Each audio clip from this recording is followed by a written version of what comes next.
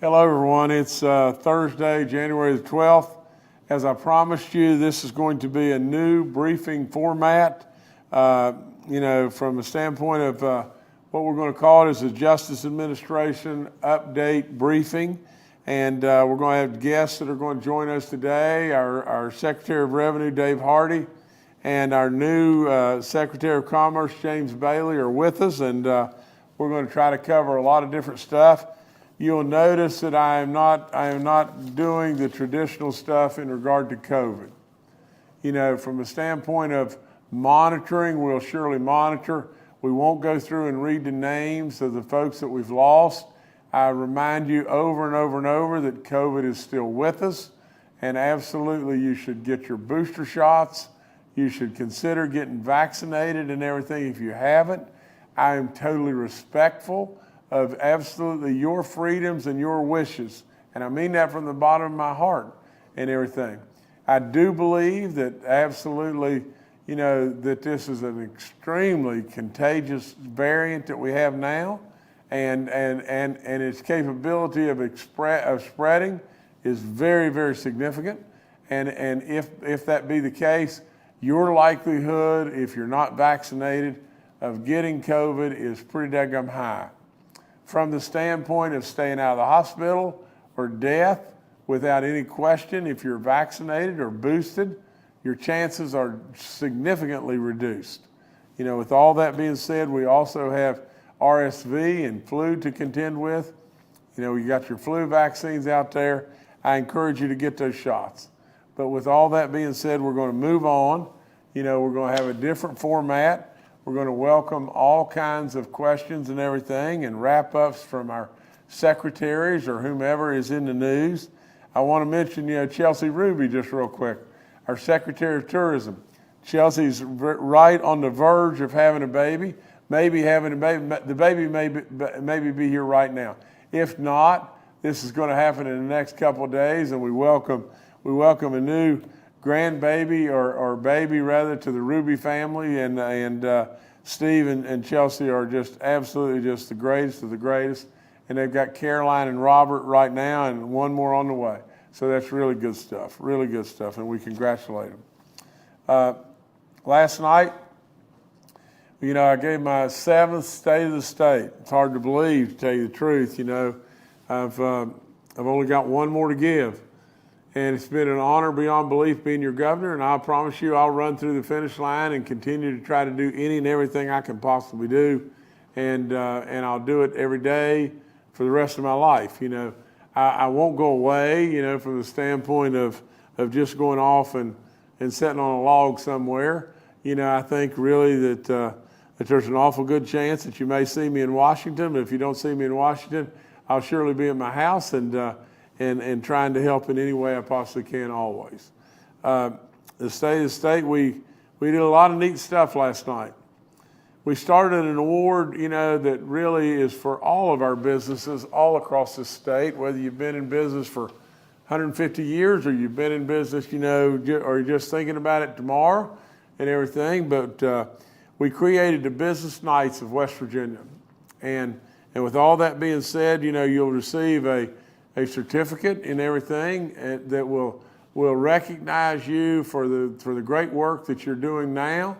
We inducted into that last night, a new class, with, I think there was about a dozen folks and everything that were with us. And there was, and this is an amazing number, but I think there was 29 companies that absolutely invested well in excess of $6 billion in West Virginia last year, creating 3,300 new jobs and preserving 3,100 existing jobs.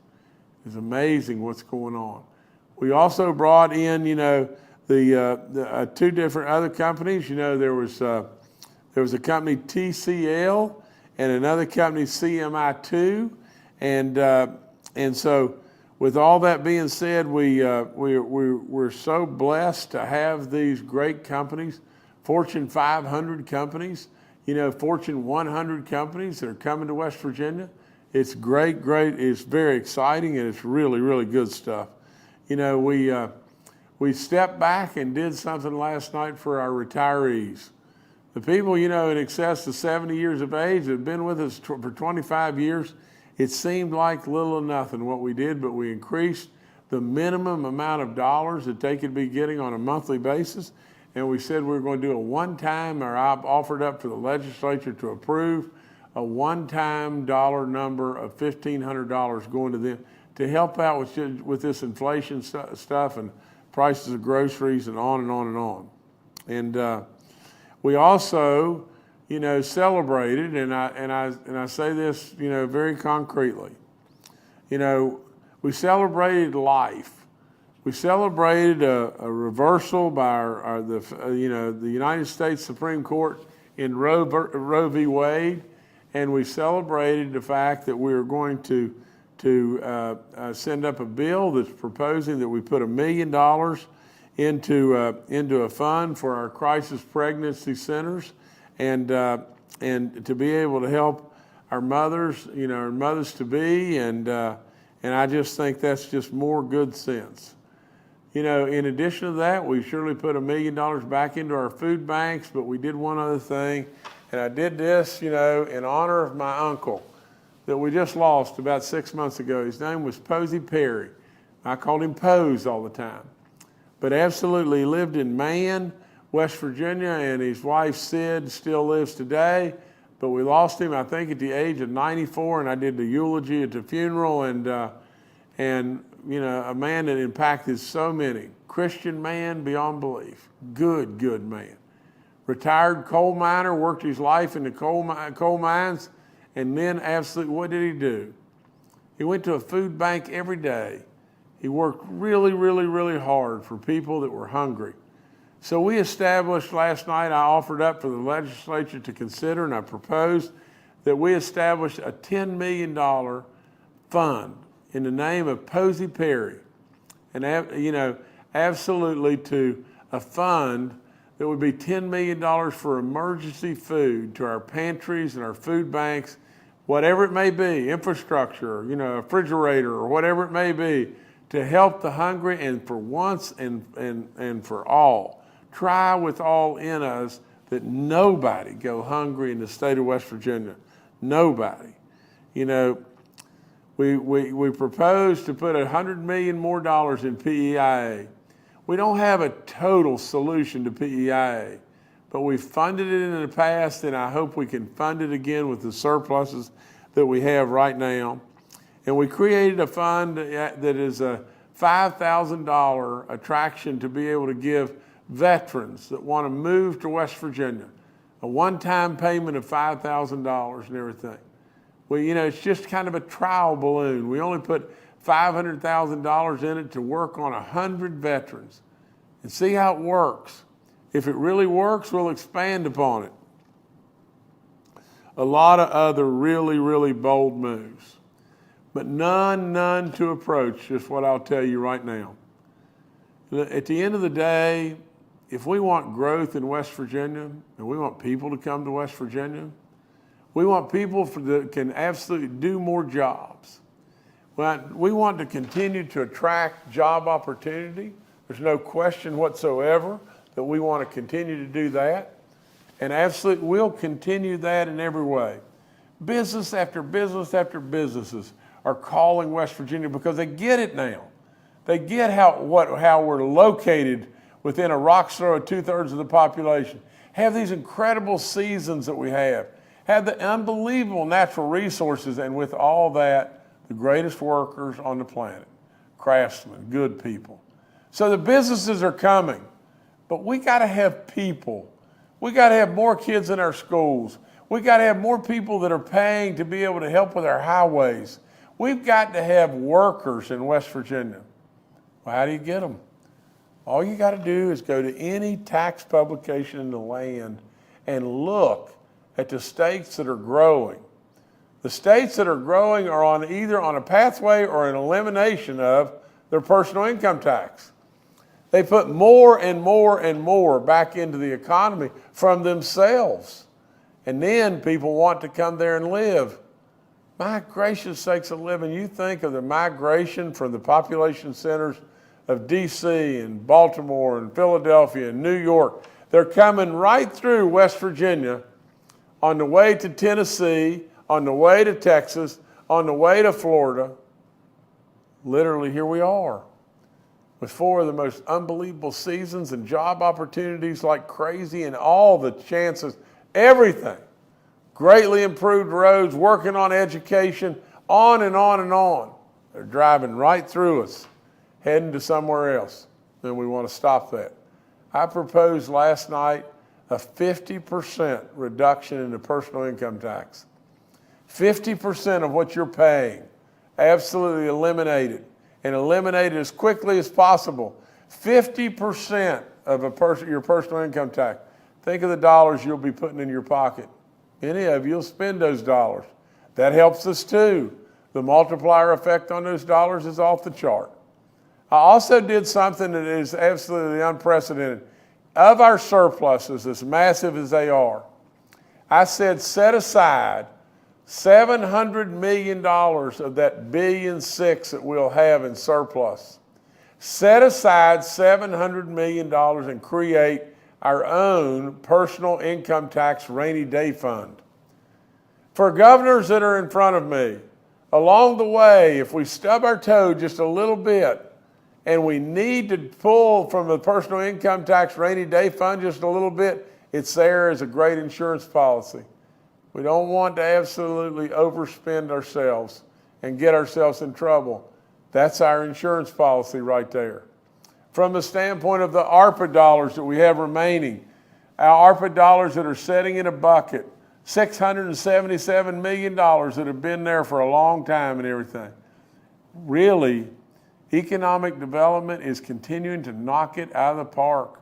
Think about what I just have said. 29 companies that have brought 3,300 new jobs and retained 3,100 jobs in West Virginia. What's that going to blossom into?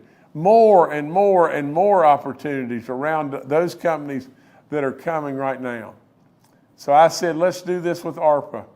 Let's take $500 million of the ARPA money, that's $677, and put it in a fund. Put it in a fund that's sitting there right now for economic development. And then take the remaining 177 and put it over in another bucket.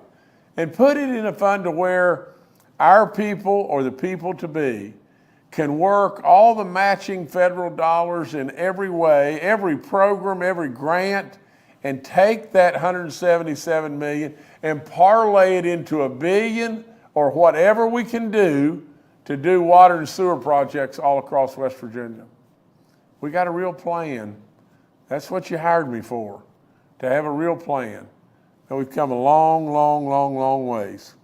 And things are absolutely cooking in West Virginia. We don't want to stub our toe. We don't want to let, personal emotions absolutely rule the day and say, I'm not going to do this, I'm not doing that because you are who you are, and that's the wrong thing for us to do. We absolutely need to be adults in the room, and do the right thing. I think Secretary Hardy's with us, and if we could bring him on now, he'll talk to us about a bunch of stuff. But Secretary Hardy, if you'd come on, that'd be really good. Thank you, Governor. It's good to be here. And last night truly was a historic night for West Virginia, and we're in historic times. Our revenue streams, year to year, compared to a year ago, our revenue here at the Capitol has increased by 21.2%. We're looking at a projected fiscal year 23 surplus, which will be closed.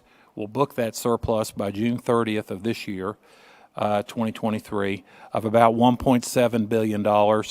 And we had left over from fiscal year 22 somewhere about $530 million. So when you have great revenue and good fiscal management like this, there's a window of opportunity to do extraordinary things. And the governor's proposal last night to cut the state income tax by 50% is truly an historic proposal. If you look around the country and you look at the states that don't have an income tax, and there are studies on this from the Tax Foundation, the states that don't have an income tax, states like Tennessee, Florida, Nevada, they are far and away outperforming the states that do have an income tax. You'll see that their populations are growing faster and their gross domestic economies are growing faster. So we are headed down a very important tool, and we are headed toward a very important goal that's going to help West Virginia grow economically and help West Virginia's population grow as well. This is going to put, the proposed income tax cuts are going to put a lot of money in West Virginians' pocket. If the legislature approves our 30% tax cut for calendar year 23, by June 30th alone, West Virginians will see a reduction in their income taxes of $163 million. In the fiscal year that starts July 1st of 2023 through June 30th of 2024, West Virginians are going to receive $1,085 million more in their pockets as a result of these proposed income tax hikes. And in the following fiscal year, it's $1,229 million. This is money that's going to go right back into our taxpayers' pockets, and it's going to help the economy and stimulate the economy here in West Virginia. We were careful.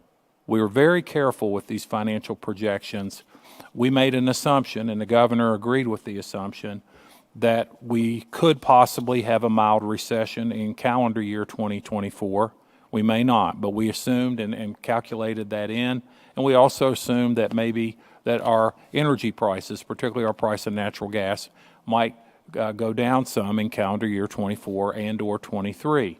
Despite all that, we still feel like that we can fund these tax cuts over the next 3 fiscal years out of our projected surplus. However, as the governor pointed out, to be very cautious and very careful and to be responsible stewards of the public's money and our state budget, we also proposed in the budget bill last night, the governor's budget bill, that we will set aside $700 million in a reserve fund that will be used to be sure, absolutely sure, that we have adequate personal income tax revenue going forward over the next 3 years. If these projections, and these are conservative projections, are right, we won't need that $700 million.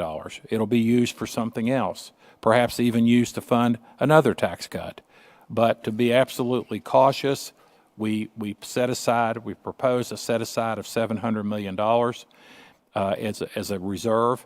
And on top of that, in the governor's budget bill that we introduced last night, we only proposed, including this $700 million, a total of about $1.392 billion out of our projected $1.7 billion surplus. So we still have $300 to $400 million in addition to the $700 million that could be used to protect all of our revenue streams. So this is a very carefully thought out and cautious plan. I'm supposed to appear in front of the House of Delegates Finance Committee this afternoon to present it. Preliminary indications are very good and indicate that we will be well received when we present this afternoon. If this plan is passed by the legislature, West Virginia's top income tax rate, which is now 6.5%, will be reduced to 3.25% by calendar year 2025, 2 short years away. This will allow us, of course, to have a much more competitive state income tax rate. I'll give an example. Virginia has a state income tax rate now of 5.75. Maryland has a state income tax of 5.75. Kentucky is at 4.5. So, and Ohio's at 3.99, essentially 4. So we are going to be lower than all those states surrounding us, again, creating an incentive for people to move into West Virginia and avail themselves of the financial success and the proposal that we've had here. Last but not least, the legislature, the governor, and every one of his budget bills, every one of the governor's budget bills, and this is our 7th one, we have been very, very careful to control spending. And this year, other than the across-the-board 5% pay raise, an average 5% pay raise, which cost $115 million, some increases to PEIA, which were $59 million, and an increase of the school aid formula of $35 million, we have held the line on all the other state spending. So even though inflation has been running 7% in calendar year 22, the increase to our base budget this year in our budget bill is 5.35%, keeping with the trend that the governor has used since he's been here, since 2017, that we are not going to build the base budget. And when you don't build the base budget, good things happen, and good things are continuing to happen. So there's a lot of optimism here today, and I'm looking forward to presenting the budget bill and the state income tax cut bill to both the House Finance Committee and the Senate Finance Committee over the next week. Thank you, Governor. Thank you so much, Secretary.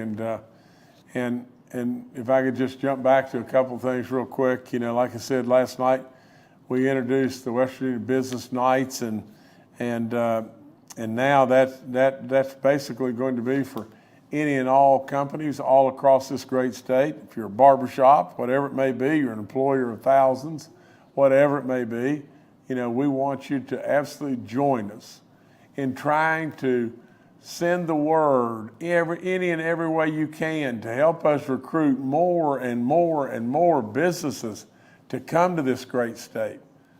Talk to people, help us, absolutely be our partners, and absolutely be great business nights of this great state. You know, because really at the end of the day, many of those folks that were there last night, they'll be providing jobs for our grandchildren. There is so much good that is coming out of this, of what is going on today in this great state. We don't want to get in our own way. We don't want to blow our own legs off. And that's why, you know, Secretary Hardy represented exactly my views, and that we want to be cautious. We want to be sure as best we possibly can in making these moves on the chessboard. But they're the right moves. And there's moves at the time that it's just going to perpetuate this state in a better and better and better way. After the State of the State last night, many of these folks came down to the governor's reception room, and we took pictures, and we talked and celebrated a little bit, you know, all the stuff that's going on. And there's a bunch of them right with Kathy and I right there. And those people, good gracious, they came from a long ways away to be with us last night, and gosh, what they're going to bring to this state is going to be really, really, really exciting. You know, today I'm also announcing that I am petitioning for Boone, Clay, Hampshire, Monroe, and Preston counties to be governor-designated HUBZones. You know, these HUBZones stand for the HUBZone stands for historically underutilized business zones.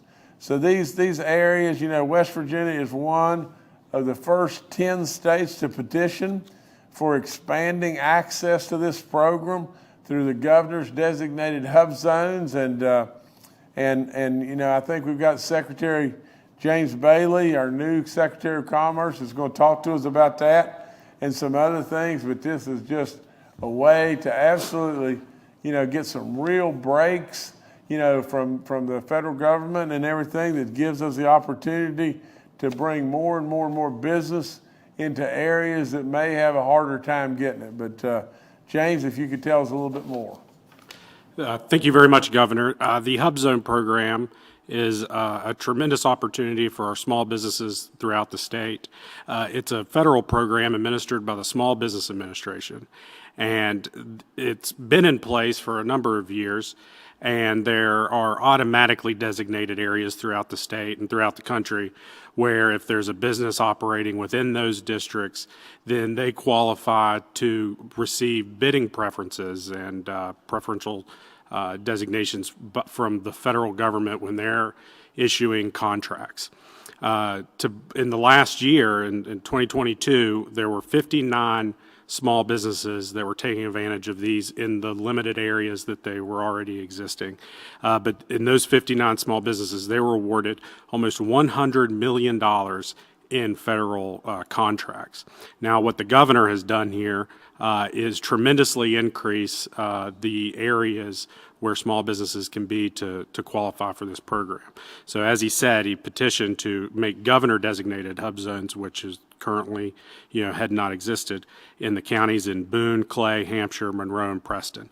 So all of the small businesses in those 5 counties now will have access to this tremendous program where they hadn't before. And again, at the time when we submitted the petition, there were only 5 states who were participating in governor-designated hub zones. So the governor's really led in the forefront of this.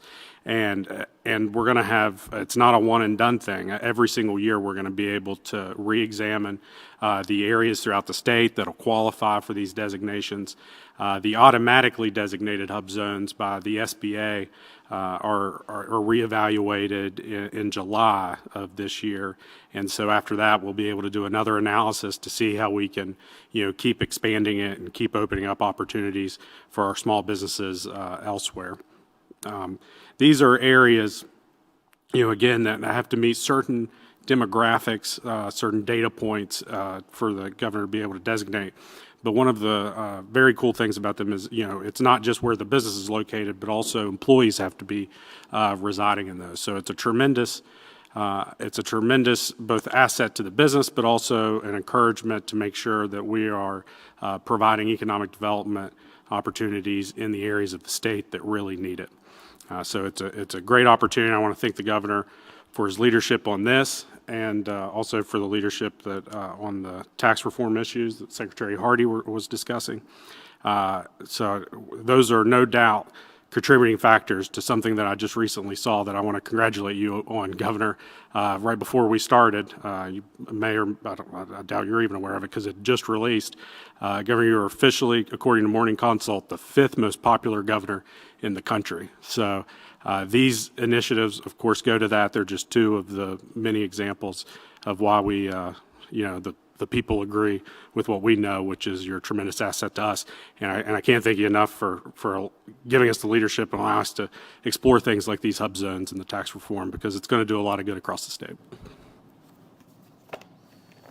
Well, thank you so much, James. That's very, very kind words, and we're going to just keep on trying to do a lot of great work, and we're really excited to have a great Secretary of Commerce in James Bailey. So thank you, James.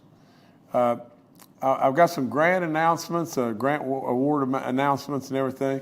I'm going to go through these pretty quickly, but Juvenile Justice and Delinquency Prevention, JJDP, Title II grant funds. I've awarded $403,890 in juvenile justice and delinquency prevention Title II grant funds to 8 projects, and these projects are the CASA of the Eastern Panhandle, and I'm not going to read the amounts. Well, it's $63,000. Jefferson Day Report Center, $58,000. Liberia, $72,000. Marshall University Research Corporation, $50,000. Public Defender Services, $43,000. Team for West Virginia Children, $35,000, and the Voices for West Virginia, $39,000, and the West Virginia Coalition Against Domestic Violence, $41,000.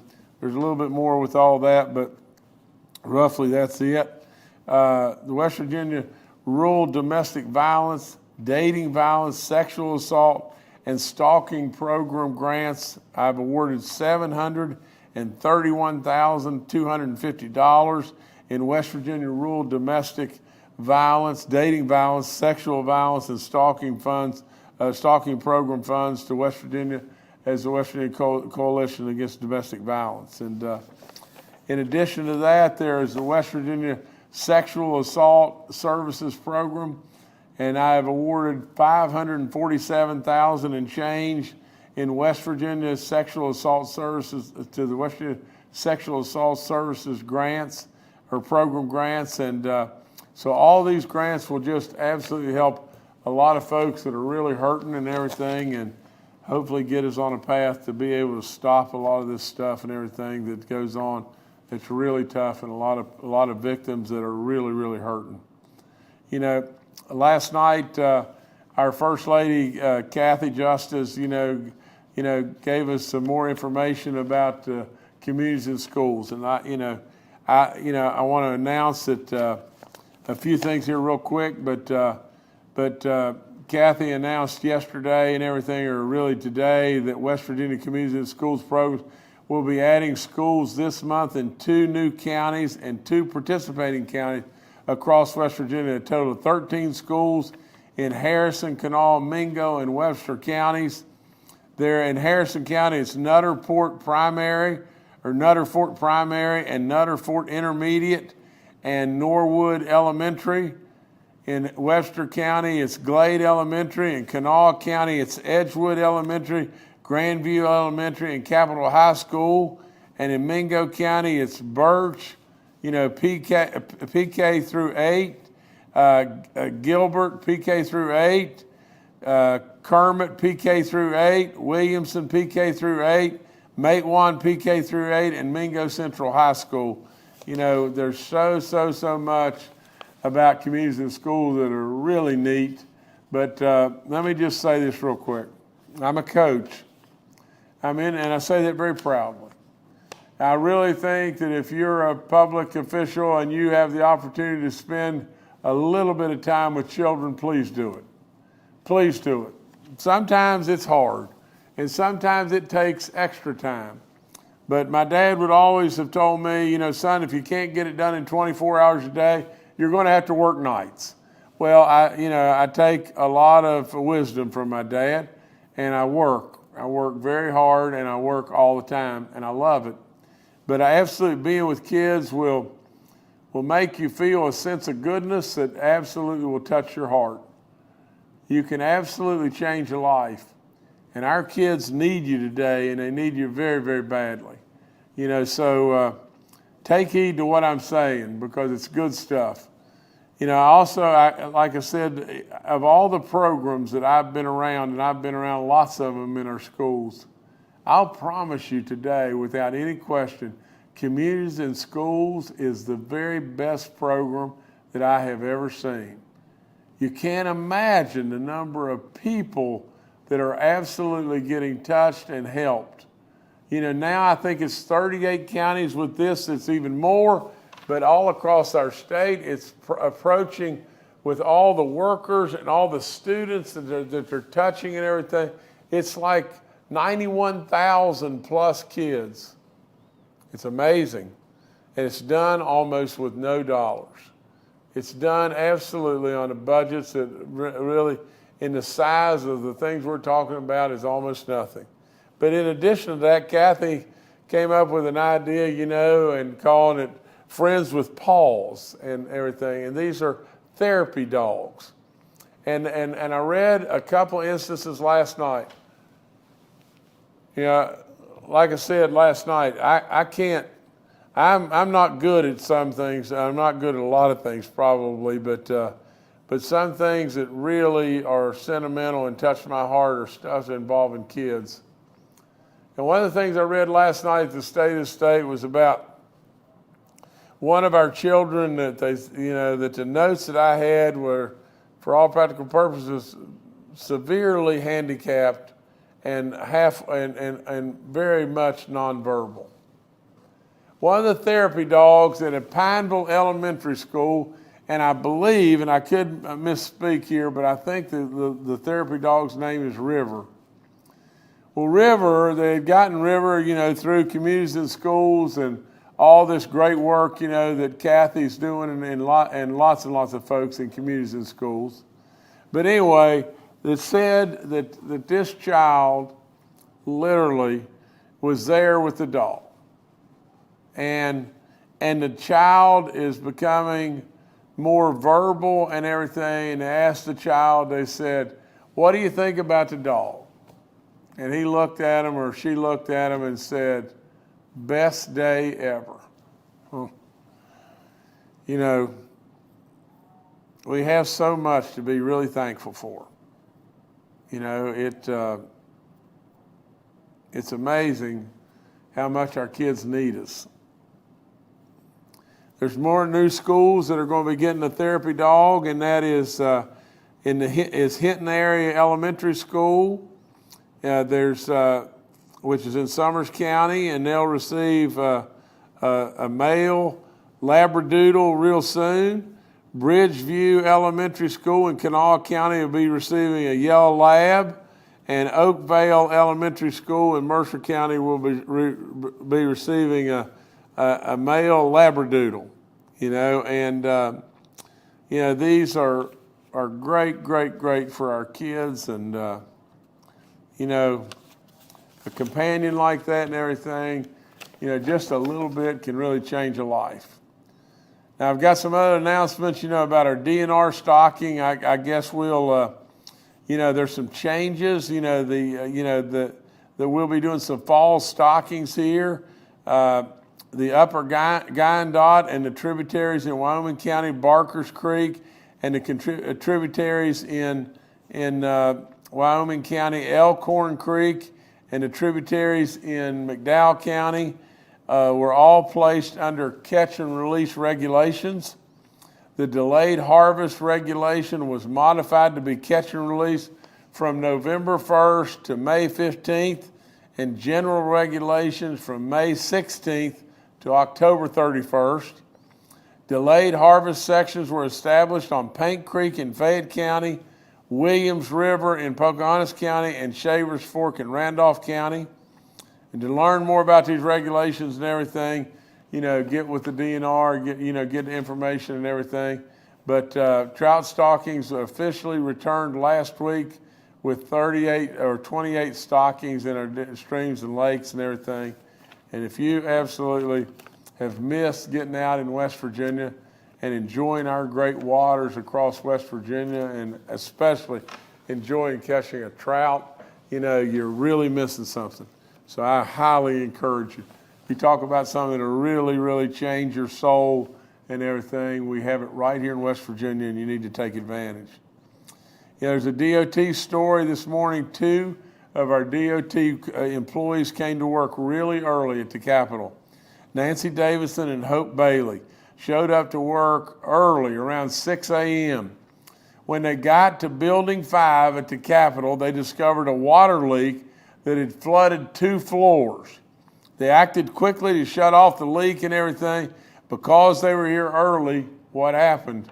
We saved a lot of money.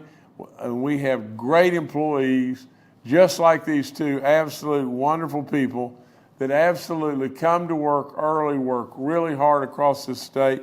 We thank them over and over and over.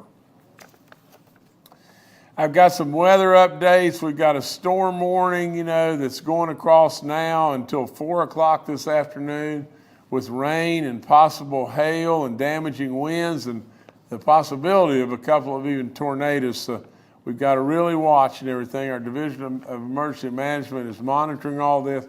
And right behind that, we're going to have some snow, 1 to 3 inches and everything. So you've got to watch the roads being slick.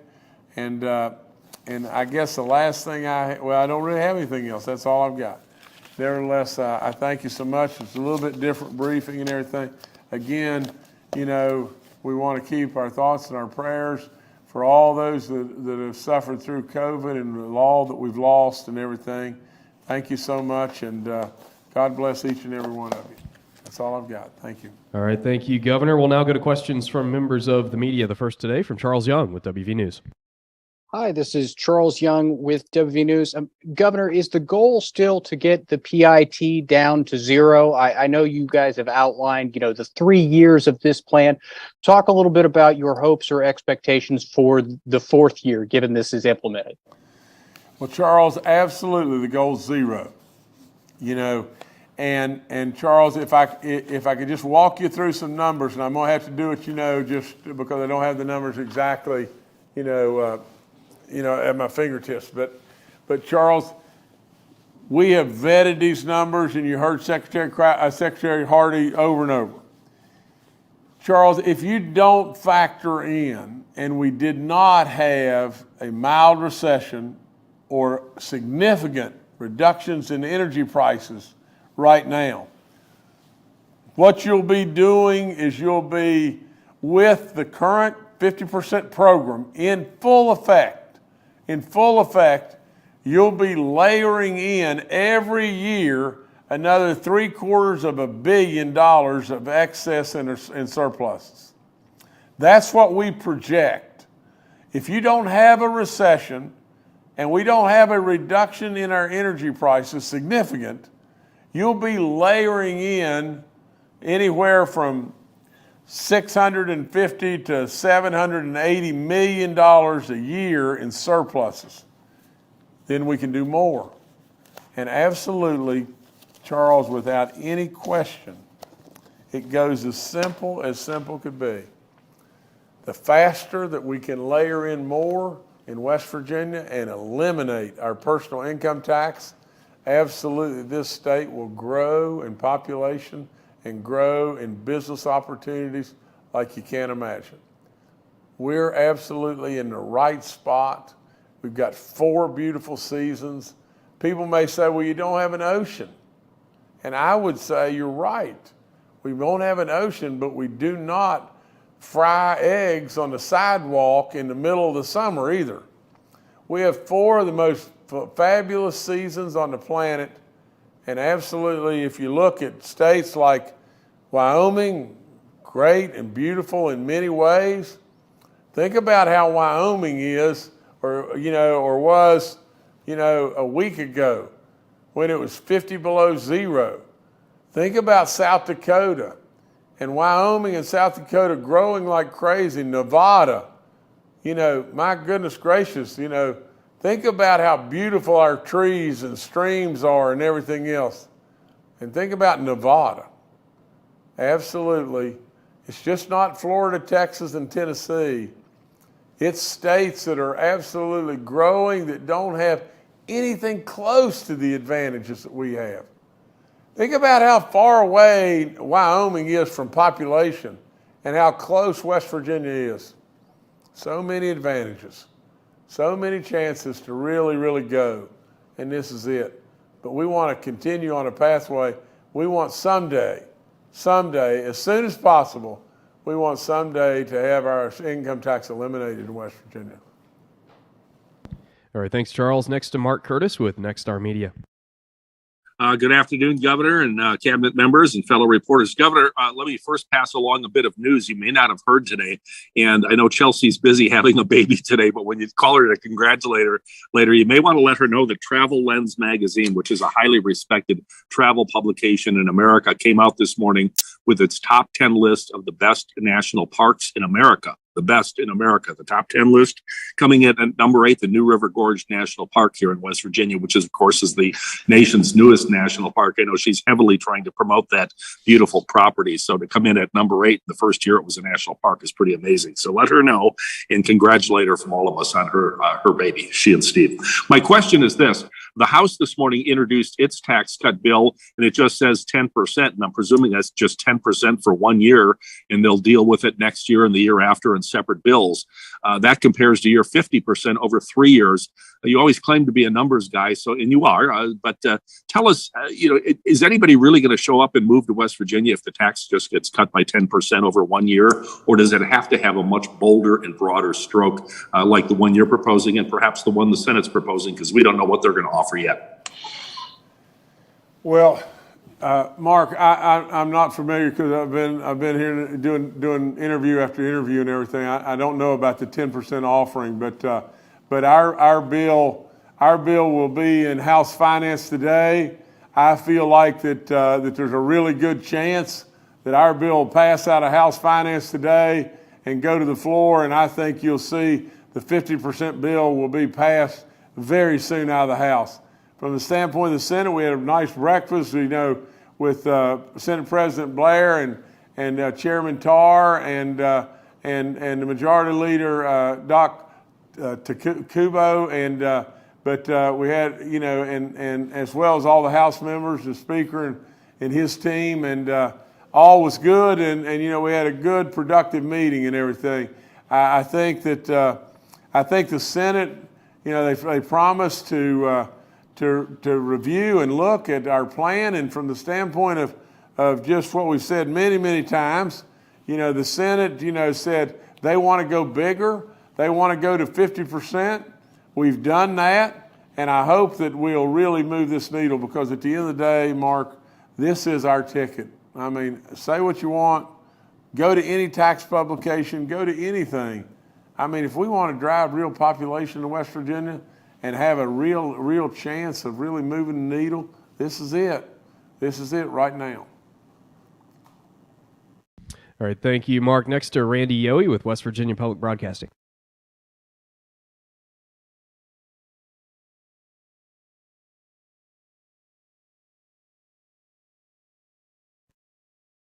Randy, we're not picking you up there. Can you unmute maybe?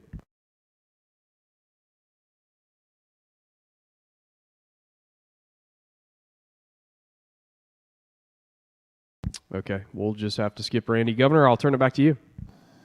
Well, the other thing Mark said, can you imagine the New River National Park? Can you imagine it coming in as the eighth national park in the country? Can you imagine that? We just started there. I mean, absolutely, the beauty is unparalleled, but we've just started there. And there's so many things, and I congratulate, Secretary Ruby, on all the great work she's done. Hope and pray we'll have a new baby real soon here, and all that will be wonderful, and Mom will be in great shape. Everybody will be great. I hope some way Steve gets through it and everything. But with all that being said, again, many congratulations to all the folks at Tourism and Commerce and DNR and all the different people. Because they're making it happen and they're doing great work. We congratulate them, and we won't keep you any longer. I know this is taking a little extra time, and we'll perfect and move along better as we go forward. But thank you so much, and we welcome the media. We welcome all their questions and everything, and maybe this gives you a little bit more insight to all the things that are happening in West Virginia. It's good stuff, really good stuff. Thank you so much for having us.